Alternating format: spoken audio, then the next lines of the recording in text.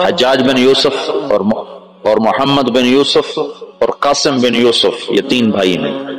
ان میں محمد بن یوسف بھی حجاج جیسا ظالم تھا، یمن میں گورنر تھا، اور قاسم بہت شریف النفس تھے، ان کا بیٹا محمد 17 برس کی عمر تھا، اور حجاج نے اپنی بیٹی زبیدہ اس کے نکاح میں دی ہوئی تھی، اس کو منتخب کیا اور اس کو 12,000 کا لشکر دے کے روانہ کیا، اور باقی جو ساز و سامان تھا وہ سمندر کے ذریعے سے بھیجا، جتنا باقی سامان تھا، اور ہر 3 دن کے بعد اس کے پاس خبر آتی تھی۔ اس نے ڈاک کا ایسا نظام بنایا کہ ہر 3 دن کے بعد خبر حجاج تک پہنچتی تھی۔ اس طرح راستے میں چوکیاں قائم کی، اور پورے جنگ کا نقشہ حجاج بصرے میں بیٹھ کے خود کنٹرول کر رہا تھا۔ تو یہ بدھوں کا شہر تھا، جو دیبل تھا نا بدھوں کا، تو اس میں ایک بڑا وہ تھا، ان کا معبد تھا، اس کو گنبد تھا، اس کے اوپر ایک جھنڈا تھا۔ تو ان کا یہ عقیدہ تھا جب تک یہ جھنڈا نہیں گرتا اس سے شہر کو شکست نہیں ہو سکتی۔ تو مسلمانوں نے زور لگا لیا۔ حجاج بن یوسف نے توپ بھیجی تھی، توپ من جنیق، پتھر پھینکنے والی، وہ اتنی بڑی تھی اس کو 500 آدمی کھینچتے تھے، تو اس کو بحری جہاز پہ بھیجا تھا۔ تو وہ نصب تھی اور توپ اس گنبد پہ نشانہ نہیں فٹ ہو رہا تھا۔ 10 دن 12 دن 15 دن گزر گئے، گولے جاتے تھے، گنبد پہ نہیں لگتے تھے، تو دیبل والے اور جوش سے لڑتے تھے۔ تو حجاج بن یوسف نے وہاں سے خط لکھا کہ اس توپ کا زاویہ 1 درجہ نیچے کر کے فائر کرو، 1 درجہ نیچے کر۔ اور محمد بن قاسم اس دن خود توپ پر آئے، انہوں نے کہا آج میں خود پھینکوں گا۔ تو محمد بن قاسم نے خود اس دن پتھر رکھوا، پتھر تو رکھنے والے بہت سے لوگ ہوتے تھے، پھر اس نے خود اس کو کھینچ کے جو پھینکا تو پہلا ہی پتھر جا کے جھنڈے پہ لگا اور گنبد پہ لگا، اور گنبد ٹوٹا تو شہر والوں نے ہتھیار پھینک دیے۔ یہ 92 ہجری کی بات بتا رہا ہوں، 90 ہجری کی بات بتا رہا ہوں۔ 90 ہجری میں اسلام کا پہلا داخلہ ہے فاتحانہ۔ ویسے تو سرندیپ یہ ہندوستان کا حصہ تھا، سری لنکا ہندوستان کا حصہ تھا، اور وہاں دعوت پھیل چکی تھی، وہاں اسلام پھیل چکا تھا دعوت کے ذریعے، لیکن فاتحانہ انداز میں جو مسلمان بر صغیر میں داخل ہوئے ہیں تو محمد بن قاسم رحمۃ اللہ علیہ اس کا ذریعہ بنے اور دیبل فتح ہوا ہے۔ راجہ طاہر اس وقت وہ پورے سندھ کا بادشاہ، پورا ہندوستان 2 حصوں میں تقسیم تھا، ہند اور سندھ۔ سندھ یہ نہیں جو آج ہے، یہ سندھ بمبئی تک تھا، یہ سندھ بمبئی تک اور دیپال پور تک اور ادھر سے بمبئی تک، یہ ایک پورا علاقہ تھا، باقی ہند الگ علاقہ تھا۔ راجہ طاہر اس سارے کا بادشاہ تھا۔ راجہ طاہر ایک دفعہ بیٹھا تھا تو ایک نجومی آیا، تو اس کی بہن بھی ساتھ بیٹھی تھی، تو اس کی بہن نے اپنا ہاتھ دکھا دیا، نجومی کو میرا ہاتھ دکھا۔ نجومی نے کہا یہ لڑکی آئندہ سندھ کے بادشاہ کی بیوی بنے گی۔ تو راجہ طاہر پریشان ہو، یہ میرے گھر میں میرا دشمن پیدا ہو رہا۔ تو اس نے اپنے وزیر کو بلایا، کہنے لگا نجومی نے کہا ہے کہ یہ میری جو بہن ہے یہ سندھ کے بادشاہ کی بیگم بنے۔ تو وزیر نے کہا تو خود شادی کر لے، کس صحیح تھا، غیرت مجھے کروائے گا، ساری دنیا کیا کہے گی بہن سے شادی کر لی۔ تو وزیر چپ ہو گیا، اس نے ایک بکری لے کر اس پر مٹی مل دی، مٹی کی تہ پہلے اس پر اچھی طرح لگائی، پھر اس کے اوپر باریک مٹی ڈالی، پھر اس پر پھول کے بیج ڈالے اور اس کو ہلکا ہلکا پانی لگوانا شروع کیا، تو اس کے پشت کے اوپر پھول ہی پھول ہو گئے۔ تو اس نے وہ بکری ایک نوکر کو دی کہ جاؤ اس سے بازار کا چکر لگواؤ۔ میں چکر لگوایا تو سارا شہر اکٹھا ہو گیا، بکری کے اوپر پھول، بکری کے اوپر پھول، سب حیران پریشان۔ اگلا دن کا پھر چکر لگاؤ، پھر لوگ اکٹھے ہو گئے، اگلے دن پھر چکر لگاؤ، پھر تھوڑے ہو گئے، پھر 5 چوتھے دن اور تھوڑے ہو گئے، 5 دن اور، 6 دن اور، 7ویں دن کوئی بھی دیکھنے نہیں آیا۔ تو وہ بکری لے کر طاہر کے پاس آ گیا، کہنے لگا اس بکری میں تیری کہانی لکھی ہوئی۔ وہ کیسے؟ تب پہلے زیادہ لوگ تمہیں گالیاں دیں گے، پھر اسے تھوڑے گالیاں دیں گے، پھر اسے تھوڑے گالیاں دیں گے، پھر ایک دن چپ کر جائیں گے، تو اسے شادی کر لیا۔ اس بکری سے اس نے اس کو دلیل سمجھائی، تو اس کم بخت نے حکومت کے لالچ میں اپنی بہن سے شادی کر لی۔ حالانکہ ہندو بھی بڑے غیور، بڑے غیرت والے، یہ راجپوتوں کی تاریخ ہے، بہت غیور لوگ ہوتے تھے۔ یہ تو آپس کی لڑائیوں کی وجہ سے بے وقوفی کی حد تک آپس میں لڑتے تھے، تو غیروں کو ان پر چھا جانے کا موقع اس وجہ سے ملتا تھا۔ تو وہ اس نے اپنی بہن سے شادی کر لی۔ جب محمد بن قاسم حملہ آور ہوا تو راجہ داہر سندھ، بمبئی، دیوالپور تک کا حکمران تھا، تو روہڑی کے قریب ان دونوں لشکروں کی پھر جنگ ہوئی۔ تو اس سے پہلے محمد بن قاسم نے لکھا حجاج بن یوسف کو کہ سارا سندھ اکٹھا ہو چکا ہے اور میرے ساتھ صرف 12,000، تو اپنی مدد کے لیے لشکر بھیجو۔ تو فاسق اور صفاق کا خط سن، حجاج کا خط ہے، یہ ابھی دریائے سندھ کے پار تھے، ادھر راجہ داہر کا لشکر، ادھر محمد بن قاسم کا لشکر۔ تو حجاج کا خط ہے کہ اللہ کے رسول کا فرمان ہے 12,000 کو کمی کی وجہ سے شکست نہیں ہو سکتی، اور تم 12,000 ہو، لہذا تمہیں اس وجہ سے شکست نہیں ہو سکتی کہ تم تھوڑے۔ جب میرا خط پہنچے تو سارے لشکر کو آخرت کی ترغیب دی اور اللہ کی رضا پہ مرنے کے لیے تیار کرو، اور میرے پاس کوئی لشکر نہیں تمہیں بھیجنے کے لیے، میرے پاس کوئی سرمایہ نہیں تمہاری مدد کے لیے، تمہارا اللہ تمہیں کافی ہے۔ یہ حجاج کا خط تھا محمد بن قاسم کے نام۔ تو پھر انہوں نے روہڑی کے قریب دریائے سندھ کتنا پھیل جاتا ہے، انہوں نے وہاں سے دریا پار کیا، اور روہڑی کے آس پاس اب بھی اس کے کھنڈارات ہیں۔ یہ خوفناک جنگ لڑی گئی جس میں راجہ داہر قتل ہوا، اور اللہ تعالیٰ نے مسلمانوں کو فتح دی، اور محمد بن قاسم ملتان تک 92 ہجری میں 90 میں داخل ہوا، 92 میں 2 برس کے بعد ملتان پہنچا، اور اس کے حسن سلوک سے لوگ، ہندوؤں نے جو مسلمان نہیں ہوئے تھے، انہوں نے محمد بن قاسم کے بت بنائے اور اس کی پرستش کرتے ہیں۔ یہ اس طرف سے 92 ہجری میں اسلام داخل ہوا ہے۔ پھر اس کے بعد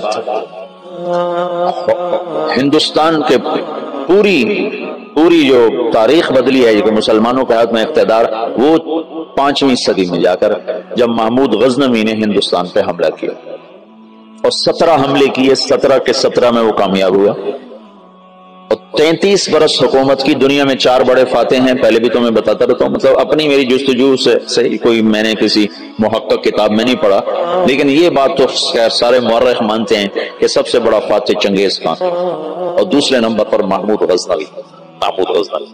آگے 2 میں نے خود لگائے، تیسرے نمبر پر سکندر یونانی ہے، اور چوتھے نمبر پر تیمور لنگڑا ہے۔ مجھے اس پہ بڑا غصہ آتا ہے، کم وقت نے بڑے مسلمان ذبح کی، میں حیران ہوں تفتہ زانی کیسے اس کے ساتھ رہتے تھے۔ تو ایسا صفاق کم وقت تھا، وہ جب شہر پہ حملہ کرتا تو پہلے دن سفید جھنڈا لہراتا تھا، اس کا مطلب تھا کہ اگر تم دروازے کھول دو گے تو ہم صرف تمہارا مال لوٹیں گے، تمہیں کچھ نہیں کریں۔ السلام علیکم، اسلامی دنیا آپ کے لیے لا رہا ہے نئے اور اولڈ بیان۔ مولانا طارق جمیل صاحب کے اولڈ اور نئے بیان سننے کے لیے ہمارا چینل سبسکرائب کریں اسلامی دنیا، یہ آپ کو بہت اچھے اور بہترین بیان فراہم کرے گا۔ شکریہ۔ دوسرے دن سرخ جھنڈا لہراتا تھا کہ اب ہم تمہارے فوجی قتل کریں گے، تمہارا مال لوٹیں گے، تمہیں کچھ نہیں کریں۔ تیسرے دن سیاہ جھنڈا لہراتا تھا کہ اب جتنے بھی ذی نفس ہیں سب کو قتل کریں گے اور تمہارا مال بھی لوٹیں گے، اور وہ کم وقت ایسا ہی کرتا رہا۔ میرا تو کبھی کبھی جی چاہتا ہے کہ اس کا خاتمہ بھی ایمان پہ نہ ہوا، ایسا اس نے ظلم کیا۔ باقی اللہ غفور الرحیم ہے، ہم اس کی رحمت کو نہ بند کر سکتے ہیں نہ پابند کر سکتے ہیں، چاہے تو ابو جہل کو جنت میں ڈال دو، سے کوئی پوچھنے والا نہیں ہے۔ یہ خطا اللہ نہ کرے ہم سے ہو کہ ہم اللہ کی رحمت کوئی پابند بنا دیں۔ ہم کم ظرف ہے نا، کم ظرفی کی وجہ سے کسی پہ زیادہ غصہ آ جاتا ہے، کسی کے ساتھ ہمدردیاں وابستہ ہو جاتی ہیں، کسی پر قہر چڑھ جاتا ہے، لیکن اس کی رحمت رحمتی وسعت کل شیء، تو اس کی رحمت کے آگے خربوں تیمور بھی ہوں تو بخشے جا سکتے ہیں، ایک تیمور کی کیا بات ہے۔ تو محمود غزنوی فاتح ہند ہے، اس نے ہندوستان کے لیے اسلام کا دروازہ کھولا، اور 33 برس کی حکومت، اور فاتح عالم ثانی ہے، چنگیز خان کے بعد یہ دوسرے نمبر کا شاہ سوار ہے۔ وہ کافر تھا، 2 کافر 2 مسلمان، ایک کافر نما مسلم، ایک کھرا مسلمان۔ سب سے پہلے سلطان کا لقب پانے والا محمود غزنوی ہے، سلطان کا جو لقب سب سے پہلے ملا ہے وہ محمود کو ملا ہے، سلطان محمود غزنوی۔ اس کا باپ غلام تھا، غلام سبکتگین غلام تھا۔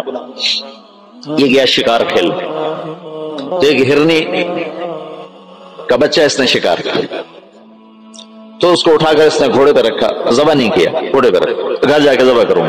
اور واپس موڑا. ایسے اس کے پیچھے نظر پڑی تو اس نے دیکھا وہ اس بچے کی ماں اس کے پیچھے پیچھے آ رہی تھی, پیچھے پیچھے آ رہی تھی. تو اس نے اس کو دیکھا تو اسے ترس آیا, تو اس نے بچے کو چھوڑ دیا. تو بچہ جا کے ماں سے جو ملا تو ہرنی نے تشکرانہ یوں سبکتگین کے آگے یوں سر جھکایا کہ تیری بڑی مہربانی. رات کو سبکتگین نے خواب دیکھا کہ تو نے مخلوق پہ رحم کیا, اس کے سلے میں اللہ نے تیری اولاد کے لیے بادشاہی کا فیصلہ کر دیا. تو سبکتگین نوکر سے ایک صوبے کا گورنر بنا اور محمود غزنوی آدھی سے زیادہ دنیا کا بادشاہ بنا. اور غزنوی غزنہ پوری دنیا کا, غزنی پوری دنیا کا کسی زمانے میں سب سے خوبصورت شہر بنا. میں جب پڑھتا تھا ریمنڈ میں تو میں نے خواب دیکھا کہ میں اپنے آبائی قبرستان گیا جہاں ہمارے بزرگ دفن ہیں, وہاں سے نکلا تو 2 کتے میرے پیچھے لگے, ایک کالا ایک سفید. تو میں نے ایک کتے کو پکڑا ٹانگوں سے اور دوسرے کتے پہ مارنا شروع کیا, مار مار مار اس دونوں کو ختم کر دیا. تو وہاں مجھے 2 خرگوش کے بچے نظر آئے تو میں نے وہ اٹھا لیا. یہ وہ دور تھا جب جنگل زیادہ ہوتا تھا اور خرگوش کا شکار کیا کرتے تھے, کبھی جالی کے ساتھ کبھی کتوں کے ساتھ, پھر ان کو بھوننا پکانا, یہ وہ غالباً وہی لاشعور کی بات ہوگی. تو میں نے وہ خرگوش کے بچے اٹھا لیے اور میں چل پڑا. پیچھے مڑ کے دیکھا تو خرگوش نہیں یوں دیکھ رہے. تو مجھے خواب میں سبکتگین یاد آ گئی. خواب میں اس نے بھی ہرنی پہ رحم کھایا تھا, تو میں نے دونوں بچے چھوڑ دیے. تو میں نے کہا یا اللہ, ہرنی پہ رحم کھانے پر تو نے سبکتگین کو حکومت عطا فرمائی تھی, یہ مقام میں دعا کر رہا ہوں, میں تجھ سے حکومت کا طلبگار نہیں, میں تجھ سے چاہتا ہوں تو مجھے سارے عالم کی ہدایت کے لیے قبول فرما لے. یہ خواب میں نے دعا کی. اور پھر میں نے گھر کی طرف چلنا شروع کیا. 2 قدم چلا تو میں ہوا میں اڑنے لگا, پھر میں اڑتا ہوا گھر پہنچا. یہ آج مجھے کوئی 35 سال کے بعد خواب یاد آیا, وہ سبکتگین کی وجہ سے یاد آ گیا. تو محمود 35 سال کی حکومت کے بعد فوت ہوا ہے 416 ہجری میں. 1974 میں غزنی میں زلزلہ آیا اور محمود کا مزار بھی ٹوٹ گیا, قبر بھی پھٹ گئی. ظاہر شاہ کا مرحوم کا زمانہ تھا تو اس نے قبر کو دوبارہ اور گنبد کو, مزار کو دوبارہ بنوانے کا حکم دیا. تو انہیں ساری قبر کھول دی, ساری قبر کھودی تو اندر کچھ بھی نہیں تھا. تو ان کو جستجو ہوئی تو انہوں نے تھوڑا سا اور کھدائی کی تو پھر نیچے سے ایک اور وہ لحد نکل آئی. لحد, وہ جو اس لحد میں اس کا تابوت پڑا ہوا تھا, لکڑی کا تابوت صحیح سلامت جیسے کوئی ابھی رکھ کر گیا, اور اس کو اس وقت قبر میں گئے ہوئے 1000 برس ہو چکے ہیں, 1000 برس. وہ لکڑی سلامت ہے تو ان کو جستجو ہوئی, جب لکڑی سلامت ہے تو اندر پتہ نہیں کیا ہوگا. تو ایک فرانسیسی انجینئر تھا, وہ کھول رہا تھا, اس نے پیچ کھول کے جب ڈھکن اٹھایا تو بے ہوش ہو کے پیچھے گرا, یوں گرا. تو پیچھے جو مسلمان تھے انہوں نے آگے دیکھا تو محمود اپنے تابوت میں ایسے پڑا تھا جیسے ابھی سویا, اور اس کا سیدھا ہاتھ سینے پر تھا یہاں, اور اس کا کفن یہاں تک ہٹا ہوا تھا, آدھا سینہ اس کا ننگا تھا اور سینے پر ہاتھ تھا, اور ایسے سویا تھا جیسے ابھی کوئی اس کو سلا کر گیا.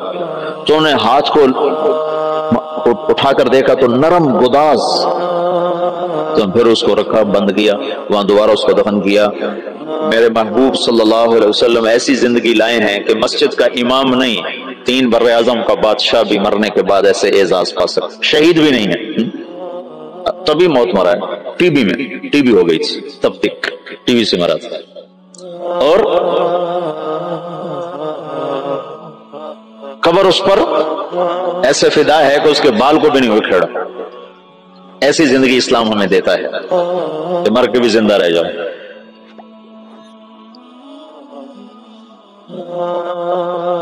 تو شہاب الدین غوری پھر پہلا بادشاہ ہے جس نے باقاعدہ, محمود کی مثال ہے جیسے کسی نے ہل چلا کر زمین برابر کر,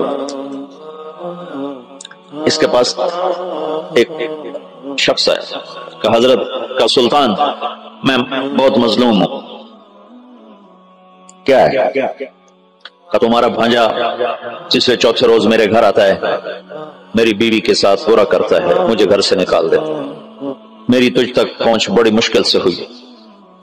تو محمود کا رنگ غصے سے سرخ ہو, اس نے کہا آئندہ جب ایسا واقعہ ہو فوراً میرے پاس آ، اور درباریوں سے کہا یہ شخص جب پہنچے، میں سو بھی رہا ہوں تو مجھے اٹھایا چاہیے۔ تیسری رات وہ آیا، تیسری رات بھاگتا ہوا، تو سلطان اس کے ساتھ اٹھا اور اس کے گھر پہنچا، اور اندر جاتے اس نے پہلے چراغ بجھایا، پھر ایک وار کر کے اس کا سر اتارا، پھر ساتھ ہی وہ زمین پہ گر گر کے کہنے لگا ویحک اسقِ، تیرا بھلا ہو جلدی سے پانی لا۔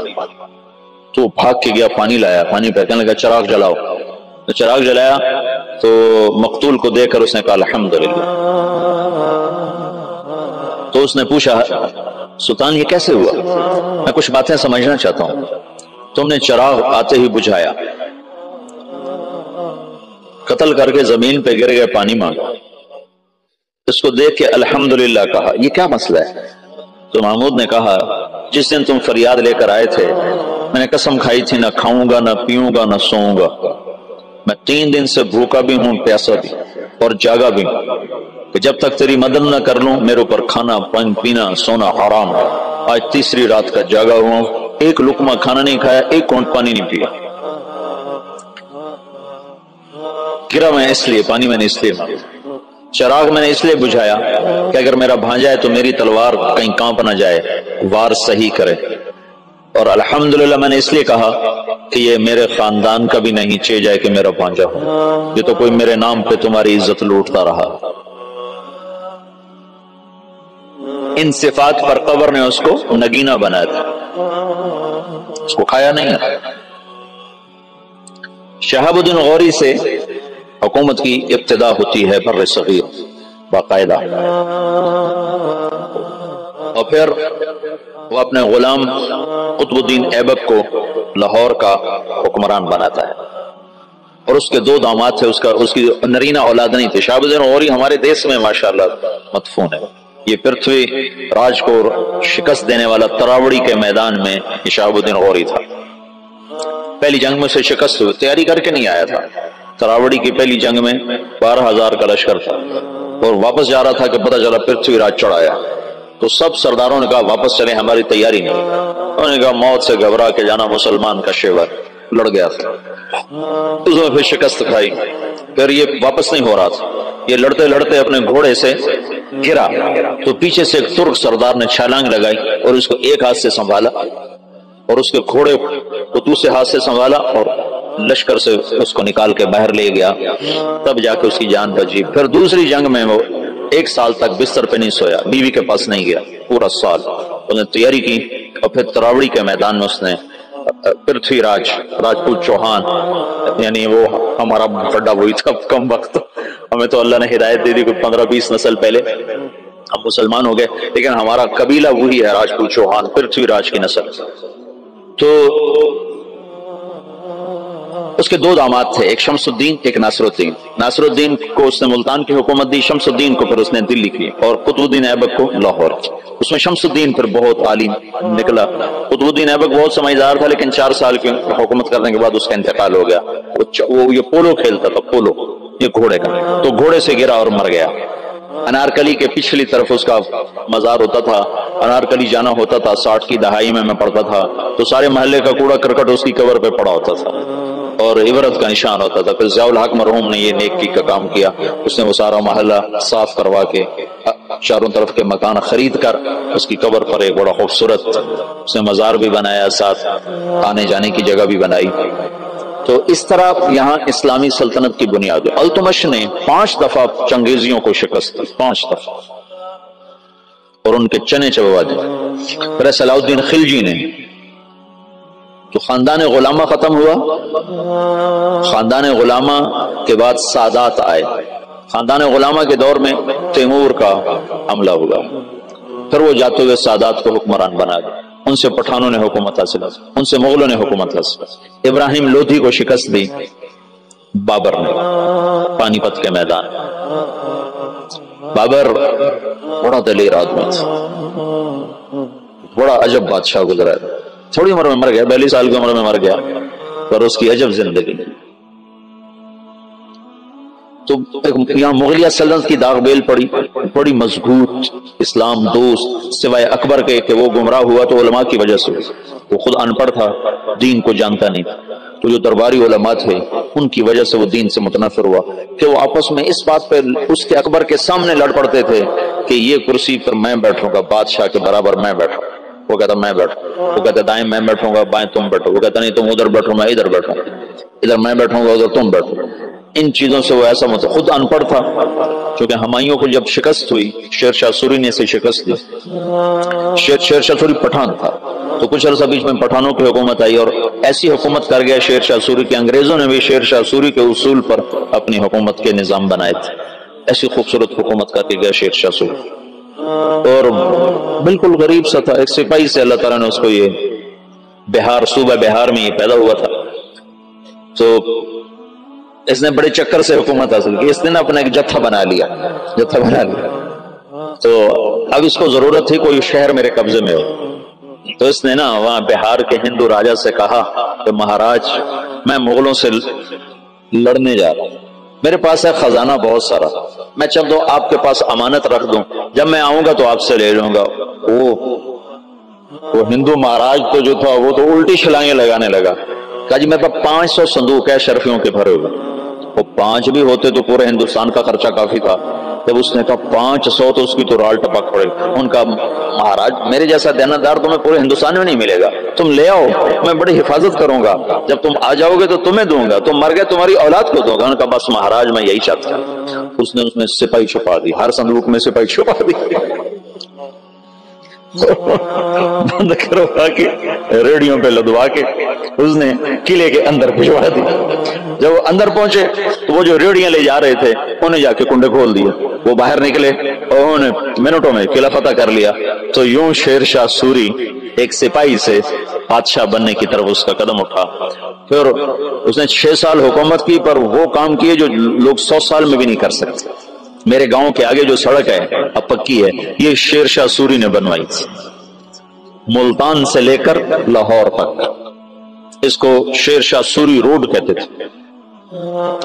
پہلے زمانے میں سڑکیں دریاؤں کے ساتھ ساتھ چلتی ہیں تاکہ مسافروں کو پانی ملتا رہے، تو دریا راوی کے ساتھ ساتھ یہ سڑک چلتی، اس وقت دریا راوی زندہ تھا، آباد تھا، تو مرمرا گیا بیچارہ، تو وہ ہمارے ساتھ بہتا تھا دریا راوی، تو لمبا دریا راوی کے بالکل کنارے کے اوپر تھا۔ جتنے بڑے اور مشہور شہر ہیں اگر آپ دیکھو گے تاریخ میں تو وہ بڑے دریاؤں کے کناروں پر ہوتے تھے کہ پانی کا بڑا وسیلہ دریا ہوتا تھا، ایسے کنویں اور ایسے نل کے ٹیوب ویل تو ہوتے نہیں تھے، تو دریاؤں سے پانی حاصل کیا جاتا تھا۔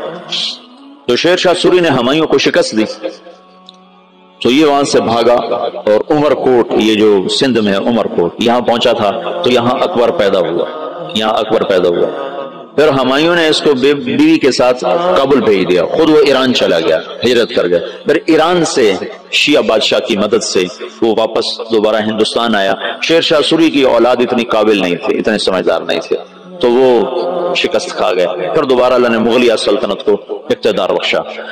تو اکبر 12 سال کی عمر میں بادشاہ بن گیا، نہ علم کی صحبت، نہ علم نہ علماء کی صحبت، آگے درباری علماء ملے جنہوں نے اس کا بیڑا غرق کر کے رکھ دیا، تو اس نے دین الہی ایجاد کر، جس کے لیے مجدد الفسانی رحمت اللہ علیہ کو اللہ نے استعمال فرمایا، بغیر مناظرے کے ہیں، یہ مناظرے کام خراب کرتے ہیں، نہ مناظرہ اسلام کا مزاج ہے۔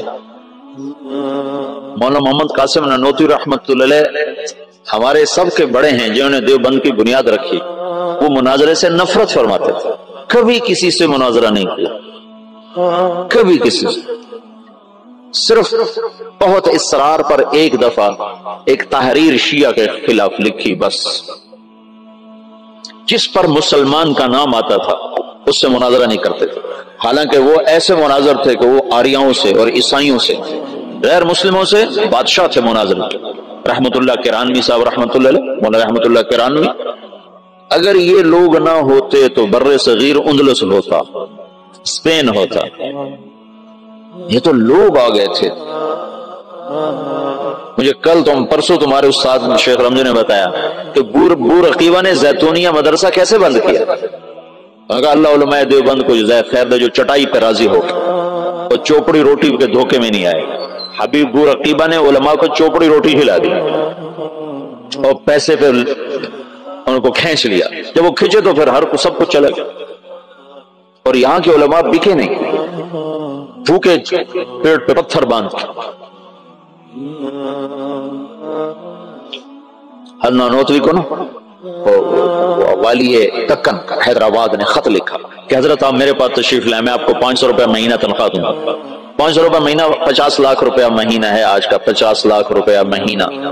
تو حضرت نانوتوی نے خط لکھا کہ میں دیوبند میں پڑھاتا ہوں، میری 5 روپے تنخواہ ہے، 2 روپے میں مدرسے میں چندہ دے دیتا ہوں، تو 2 روپے میں میرے میاں بیوی کا بخوبی گزارا ہو جاتا ہے، اور 5واں روپیہ مجھے سارے مہینے پریشان کرتا ہے کہ اس کا کیا کروں. تو 500 کو لے کے کیا کروں گا، 500 کو لے کے کیا کروں گا. تو یہاں علماء کی ایک کھیپ ایسی آئی جو بکے نہیں.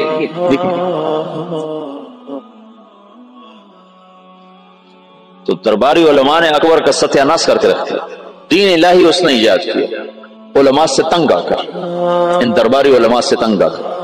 مجدد الفسانی رحمت اللہ علیہ نے بغیر مناظرے کے دین الہی کو مٹا دیا، کسی ایک جگہ مناظرہ نہیں کیا. حالانکہ لا الہ الا اللہ محمد الرسول اللہ اکبر ذل اللہ یہ کلمہ تھا، یہ کلمہ تھا اکبر ذل اللہ. اس کو رد کرنا کتنا آسان تھا مناظرے سے. گائے کا ذبح کرنا بند، شراب حلال، اکبر کو سجدہ، سورج کی پوجا. صبح بالکونی کھول کے اکبر سورج کے سامنے کتنے دیر تک مالا جپتا تھا. داڑھی منڈانا ضروری، داڑھی رکھنا حرام. سارے حرام کام فیضی اور ابو الفضل کم بختوں. فیضی کیسا عالم تھا جس نے قرآن کی تفسیر لکھی بغیر نقطے کے، الفاظ محملہ کہتے ہیں جن پر نقطہ نہیں، الفاظ محملہ سے، یعنی الف سے، سین سے، صاد سے، ہا سے، را سے، دال سے، تا سے، لام سے، میم سے، یعنی 14 حرف رہ جاتے ہیں. 14 حروف سے قرآن کی تفسیر لکھ دی. اور سوات الالہام. اور اکبر کو گمراہ کرنے والا وہ ہے دین الہی. ایک دفعہ کسی نے پوچھا کیا کر رہے ہو فیضی سے، کہا الہات کے مزے لے رہا ہو، کہا الہات کے مزے لے رہا ہے. جہانگیر آگے مجدد الفسانی کا صحبت یافتہ نکلا. مثبت انداز سے جو کام ہوتا ہے وہی پائیدار ہوتا ہے. اتنا بڑا کام مولانا الیاس فرماتے تھے میرا کام مجدد الفسانی والا، میں نے مجدد الفسانی کو سامنے رکھا ہے. ان کا طرز یہ تھا کہ وہ مٹی ہوئی سنت کے مقابلے میں جو بدعت ہوتی تھی اس کی تردید نہیں فرماتے تھے مجدد الفسانی، بلکہ مٹی ہوئی سنت کے فضائل بیان اتنا فرماتے تھے کہ سنت چھا جاتی تھی، بدعت مٹ جاتی تھی. روشنی آئی اور اندھیرا چلا گیا. یہ تھا اندھیرے کے جانے کے لیے کوئی حجت اور دلیل تو نہیں ہوتی. سورج کا آنے کی دیر ہوتی ہے اندھیرا چلا جاتا، پھر کہنا تو نہیں پڑتا اندھیرے صاحب منٹور پاؤ سورج آ گیا، تو خود ہی چلا جاتا. بغیر مناظرے کے دین الہی کو مٹا دیا. ابو الفضل زندہ کی کھال کھچوا دی تھی شیخو پورے میں. یہ جو شیخو پورہ ہے نا یہ جہانگیر کے نام پر ہے. جہانگیر بڑی منتوں سے ملا تھا. ابو یہ اکبر کی اولاد نہیں ہوتی تھی. ایسے میرا پنڈورا باکس کھل جاتا ہے، کہاں کی کہانیاں اکٹھی ہو جاتی ہیں، تو پھر مجھے خود یاد نہیں رہتا میں کیا کہہ رہا تھا اور کدھر چلا گیا. تو بڑی دعاؤں کے بعد جہانگیر ملا تھا. پیدل گیا تھا اجمیر تک دعا مانگنے، اجمیر تک پیدل گیا تھا دعا مانگنے کہ اللہ تعالیٰ مجھے بچہ عطا فرمائے. تو اللہ نے جہانگیر دیا. اس کی نخلیت جہانگیر بہت نیک متقی بادشاہ. اس پر ایسے ہی بہت زیادہ افتراء ہیں، بہتان ہیں، بہت سارے، کچھ کمیاں تھی بھی بادشاہوں میں ہوتی ہیں، لیکن اس کا یہی بہت بڑا احسان ہے کہ اس نے دین الہی کو ختم کیا. تو یہ شیخو پورہ جہانگیر نے آباد کیا تھا. اکبر اپنے بیٹے جہانگیر کو شیخو کہا کرتا تھا پیار سے، شیخو بابا، شیخو بابا. ویسے نام اس کا سلیم تھا، جہانگیر اس کا لقب تھا، اور شیخو اس کا ابا اسے کہا کرتا تھا، شیخو بابا.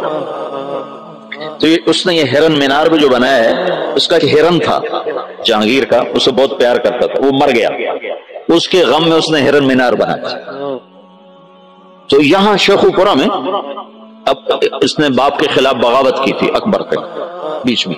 تو ابو الفضل اس نے بھیجا تھا سفیر بنا کے، میرے بچے سے بات کیا چاہتا ہے، حکومت تو تیری ہے، تو میرے خلاف کیوں آتا ہے؟ تو جب ابو الفضل آیا تو اس نے زندہ کی کھال اتروا کر، تو ہے میرے باپ کو گمراہ کرنے والا، زندہ کی کھال اتروائی تھی۔ اکبر نے کہا شیخو بابا میں تو ذبح شدہ بکری کی کھال نہیں اترتے دیکھ سکتا، تو نے میرے یار کی کھال ہی زندہ اتارا۔ کہا بابا یہ تیرا یار نہیں، یہ تیرا سب سے بڑا دشمن، اس نے تجھے اس دین اسلام سے برگشتہ کر دیا۔ چنانچہ آخری 5 سال میں اکبر طائب ہو گیا، اور تو اس کے جہانگیری جو جہانگیر کی سوانح ہے اس میں جہانگیر نے لکھا ہے کہ آخری وقت میں بابا نے صدر جہاں کو بلوایا جو مفتی دلی تھے، اور ان سے فرمایا کہ میرے سرانے بیٹھ جاؤ، سورہ یاسین پڑھ۔ تو صدر جہاں نے سورہ یاسین پڑھنی شروع کی، اور میرے باپ نے سننا شروع کیا، پھر آہستہ سے کلمہ پڑھا اور روح کو پرواز کر دی۔ تو مجدد الفسانی رحمت اللہ علیہ نے بغیر مناظرے کے اتنے بڑے فتنے کو دبا دیا۔ یہ آج کل کے بیچارے کیا مناظروں کے ذریعے سے فتنوں کو دبا سکتے، تو فتنوں کو ہوا دینے والی چیز۔ سنو، اعتراض کا جواب نہیں ہوتا، سوال کا جواب ہوتا ہے، سن رہے ہو؟ اعتراض کا جواب نہیں ہے۔ انتم خیر ام عبد اللہ، عتبہ بن ربیعہ کہہ رہا ہے انا اعلمکم بالشعر والسحر والکہانہ، مجھے بھیجو میں محمد سے بات کرتا ہوں، جاؤ بات کرو۔ تو وہ آ کر کہتا ہے یا محمد انت خیر ام عبد اللہ، تو اللہ کے نبی چپ۔ انت خیر ام عبد المطلب، اللہ کے نبی چپ، کہ آنے والا سائل نہیں ہے، آنے والا معترض ہے، معترض کا جواب نہیں ہوتا۔ اعتراض کا جواب دیں گے کوئی اور ڈال دیں گے، پھر آپ اس کا جواب وہ کوئی اور ڈال دیں گے۔ یہ تو کہانی ایسے دیکھتے نا، جواب در جواب در جواب در جواب، اس کی کوئی انتہا ہے؟ میری بات سنو، اعتراض کا جواب نہیں ہوتا، سوال کا جواب ہوتا ہے، اشکال کا۔ یہ بات میں نے مولانا سعید خان صاحب رحمۃ اللہ علیہ سے بارہا سنی، پھر اس کو سیرت سے پرکھا۔ انتم خیر ام عبد اللہ، ابھی یہ ایک ہی حدیث میرے سامنے آئی، اور لگے چپ۔ انتم خیر ام عبد المطلب، چپ، کہ عتبہ سائل بن کر نہیں آیا ہے، معترض بن کر آیا ہے، اس کو جواب نہیں دیا جا سکتا۔ وہ لمبی بات کرتا رہا، آپ خاموش رہے۔ جب وہ خاموش ہو گیا تو آپ نے کسی ایک بات کا جواب نہیں دیا، ایک بات کا۔ عتبہ میرے پاس جو ہے وہ میں تمہیں سنا دیتا ہوں، حامیم والکتاب المبین انا انزلناہ، کیا ہے؟ قرآنا عربیا، حامیم والکتاب المبین قرآنا عربیا لقوم یعلمون بشیرا ونذیرا فاعذر اکثرهم فهم لا یسمعون وقولوا قلوبنا فی اکنة مما تدعون الیہ سے لے کر فإن اعرضوا فقل انذرتکم صاعقة مثل صاعقة عاد وثمود، یہاں تک قرآن پڑھ کے سنا دے۔ انا انزلناہ قرآنا عربیا لقوم یعلمون بشیرا ونذیرا فاکثرهم فهم لا یسمعون، یہ تو پڑھتے چلے جائے۔ یہ سارا قرآن سنا، ایک بات کا جواب نہیں، ایک بات کا۔ تمہیں جوش اٹھتا ہوگا کہ ہم جواب دیں گے، ہم جواب دیں گے، اور اس لیے کہ اگلا سائل ہی نہیں ہے، اگلا تو معترض۔ ایک جاٹ کے منہ سے نکل گیا کوا سفید ہوتا ہے، کالا نہیں ہوتا، نہ کمیاں کالا ہوتا، نہ کہ نہیں ہوتا ہی بغیر چٹا ہوتا ہی نہیں۔ تو انہوں نے کہا چلو مناظرہ کرو مناظرہ۔ تو اس کی بیوی نے کہا مر جاویں، کالا ہوتا ہے، تو کدے آکھے جانا؟ اس نے کہا میں مننا ہی نہیں، کالا ہوتا تو میں کون منے سے، میں مننا ہی نہیں۔ تو تم کیسے بیوقوف ہو جو کوے کو سفید کہنے والے کو منانا چاہتے ہو؟ کیوں وقت ضائع کرتے ہو؟ اس سے بات کر لو جس کا ذہن صاف ہے۔ معترض کا جواب نہیں ہے۔ تو آج کل اعتراض ہیں، سوال نہیں ہے، سائل کا ضرور جواب ہے، اشکال کا جواب ہے، سوال کا جواب ہے، اعتراض کا جواب نہیں ہے۔ مناظرے، جواب در جواب، یہ سب وقت ضائع کرنے کی چیزیں۔ حضرت تھانوی رحمۃ اللہ علیہ نے فرمایا بہت سے فتنے اس لیے فتنے بن گئے کہ علماء نے اس کا جواب دینا شروع کر دیا، اگر جواب نہ دیتے تو اپنی موت آپ مر جاتے۔ یہ تحفۃ العلماء کی تمہیں سنا، کہ بہت سے فتنے اس لیے فتنے بن گئے کہ علماء نے ان کا جواب دینا شروع کر دیا، اگر وہ چپ ہو جاتے تو اپنی موت آپ مر جاتے۔ مجدد الفسانی رحمۃ اللہ علیہ نے اتنے بڑے فتنے کو مٹایا بغیر جواب، بغیر مناظرے۔ سبحان اللہ، عجب بندہ تھا۔ اور نقش بندی سلسلے کے بادشاہ، جس کے آخری بادشاہ مولانا خان محمد صاحب دنیا سے تشریف لے، اور تو دنیا اندھیر ہو گئی، بستی اجڑ گئی۔ ان اللہ لا ينتظر علم انتزاعا ہے نا، بل يقبضه بقبض العلم۔